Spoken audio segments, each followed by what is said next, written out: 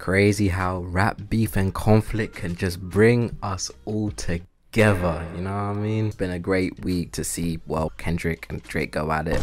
It's been a good moment for the culture. I feel like 2024 is the moment that we finally felt like hip-hop culture is back. A lot of people have been saying like, oh, hip-hop's boring, it's been dead. This was the only way that I feel it was gonna get back to this point, like really back on being on top. We also had other beefs this year and stuff, but that being said, public opinion, Kendrick's won. I think Kendrick's won. Drake ended it off on the Heart Part 6, and to be honest, he kind of left himself in a very sticky situation after applying so much pressure to Kendrick and kind of clearly being overwhelmed with Kendrick's dropping strategy. More tune for your head top. There's a tune here, tune there, everyone got a tune, everyone got a tune. Drake's last rebuttal was, oh well, we know you're gonna drop another one, so just go ahead and drop it. This was the same guy singing drop a 50 bag. He was trying to keep it PG, but Kendrick turned around and said, yeah, we know you'd like that, wouldn't you? Parental guidance. There was just too many obvious flaws in Drake's last track to the point where he even waved the white flag and he just sounded defeated, man. Like, he had no energy in his voice. His main angle was that he was kind of planting these lies and ideas to Kendrick to make him look bad, but any person with a brain can already pick up and go, why would you feed your opponent ammo that they can kill you with? Made no sense. You know, the fact that he had the mole, he didn't capitalize on it, man. Like, where was you capitalizing on the fact that you could have had the biggest gotcha moment? If I'm Drake in this situation, I'm coming out with my dick swinging and like, I got you, you look like an idiot. I'm showing the people we orchestrated with. I'm making a whole music video for this song. I don't know why Family Matters was the one. Actually, I do know why that was the one that got the video, but I'll come back to that. I'd have made the music video. The cover art would have been screenshots of the guy that like, I got to mole you out, whatever. But instead he's just like, yeah, you know, man, like, oh, age 11, I bet that he takes it. It was just kind of too laid back, and there was too many like plot holes in your own raps to kind of for everyone to buy into it. And Kendrick had already addressed it on Not Like Us, saying, hey, the audience isn't slow, Drake. They're gonna figure out that you're gonna just be bullshitting. During the Family Matters drop, after when Kendrick dropped Meet the Grams, basically referring to a lot of stuff that Drake is saying in Family Matters already, and also the title of the track is kind of eerily similar, and they drop so close. So already, if we're just going off of who we're believing here, it makes we go, well, how does Kendrick know all this stuff? Does he actually have a mole? Because this is now seeming way too calculated. And then when Drake tries to flip that on his head and go, oh no, we were moling you, he's bringing up people Kendrick's never mentioned, like Millie Bobby Brown. He's saying, I knew you were going to do the Epstein angle. It's just like, what? Why are you expecting this stuff? It looks like a self-report, bro. It's looking a little suspicious. I think where Drake went wrong for the most part when it comes to his strategy was thinking that Kendrick wasn't going to be a worthy opponent, and I don't know why. I think any reasonable person could see them and be like, yeah, they're both part of a big three, they're obviously worthy opponents. But he just always seemed to kind of lil bro him, just kind of not take him seriously, to almost always find a way to address all the other people coming for him, even though Kendrick was the dog barking in his face the whole time, the one that you've also been sending sneak disses at for the whole of your career, the one that you kind of know everyone knows you want smoke with, but it's been avoided up until now.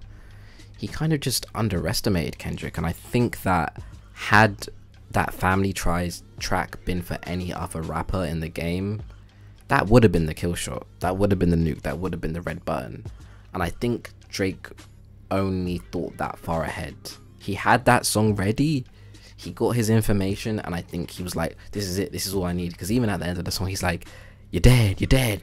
Like, I don't think he knew what Kendrick had in the chamber. I don't think he knew how far Kendrick was willing to go to really take him down, because up until that point, maybe Drake's hatred level for Kendrick really wasn't that high, whereas Kendrick really doesn't like Drake. So it was just kind of interesting to see that, and you can kind of tell after that Family Ties track dropped and Kendrick dropped Meet the Grams and then doubled down again, Drake was like, well, I've got nothing for this. The Heart Part 6, which was his next follow-up song, was just all out on the back foot, all defensive. Like that's all he could do was rebuttal claims about not being a PDF file. It was weak, and it showed that Drake's strategy really is to try to mold the masses with social media and then drop music afterwards. But Kendrick just came in with no gimmicks, and that's how his win for me is kind of undeniable. There was nothing else that went into this that you can say Kendrick tried to pull. I mean, that's a lie actually. I lied. I think that is kind of sad though, that this beef got so grimy and low cutting in the way it did, because there is an aspect to this beef where I think both of them lost.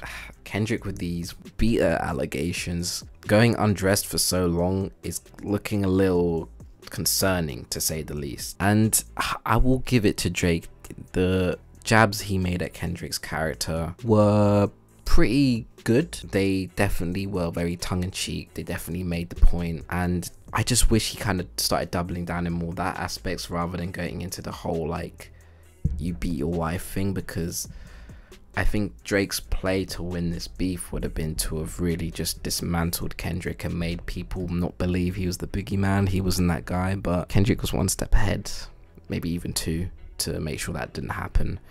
But yes, the allegations are obviously up in the air, and I just don't know, man.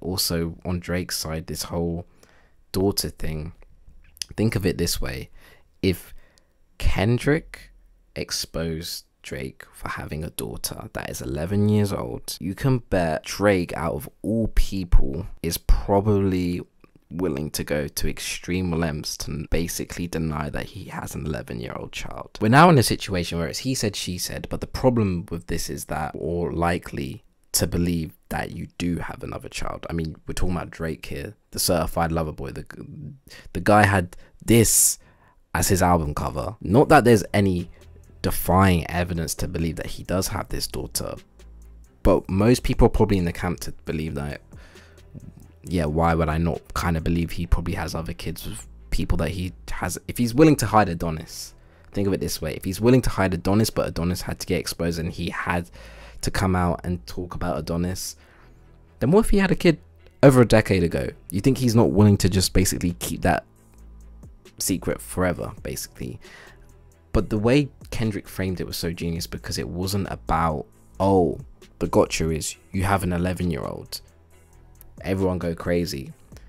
The point he was making is that he's such a deadbeat and a danger to be around, especially to young women, because of how he treats all the women he's been with, that he is gonna be just a danger, and that him having a young daughter, she's gonna have to endure so much bad things. It's more of a record about helping the daughter out of compassion rather than using her as a weapon, as a gotcha in a rap beef, which is insane, because Drake comes back the next day and says, oh guys, can someone find me my 11-year-old daughter?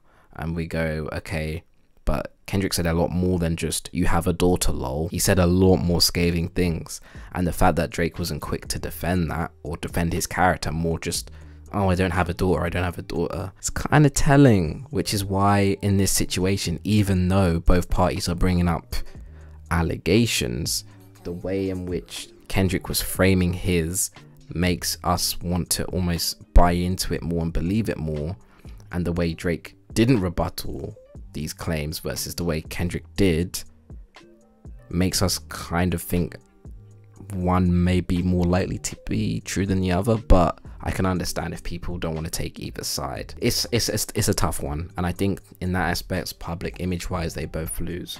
All I will say is for Kendrick, I do believe that he will probably come back and address these allegations in an album rather than a diss track, because I don't think he wants to use his hatred for Drake to bring his wife in. And I think that the fact that Drake's brought this up, obviously Kendrick's not gonna like it, but he already called it in Euphoria, guys. Sorry, he already called it in Euphoria. Drake heard Mr. Morale and he was gonna come for his family, but it's all a lie. And guys, I'm just so like, Kendrick studied Drake so well.